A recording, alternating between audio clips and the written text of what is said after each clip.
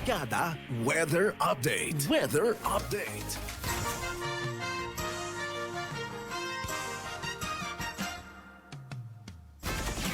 Mga kabrigada, bahagya pa hong lumakas ang Tropical Storm Christine habang binabaybay ang ilang bahagi ho ng Luzon. Uli itong namataan sa layong 360 kilometers silangan ng Infanta Quezon na may lakas ng hangin aabot sa 85 kilometers per hour at pagbugso na 105 kilometers per hour. Mabilis itong kumikilos papuntang west and northwestward sa bilis na 25 kilometers per hour.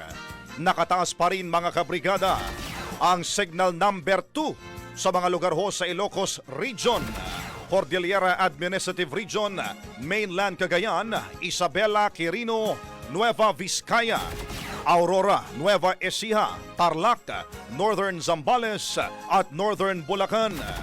Gayon din ang Northern Quezon kabilang ang Polillo Islands, Camarines Norte, Northern at Eastern portion ng Camarines Sur, Catanduanes, Eastern Albay, Eastern Sorsogon, North at Eastern portion ng Samar at hilagang bahagi ng Eastern Samar.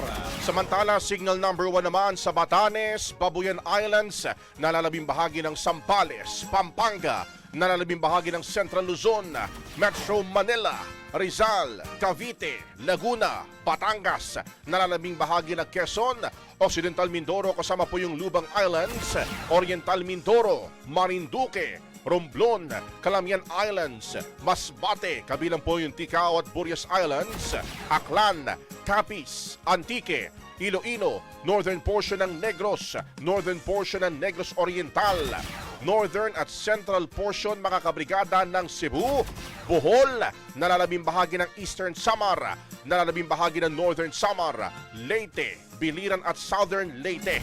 Ayon ho sa Pag-asa, asahan pa rin yung malakas sa pag-ulan dyan po sa Cagayan, Isabela, Apayao, Aurora, Quezon, Catanduanes, Camarines Sur at Camarines Norte.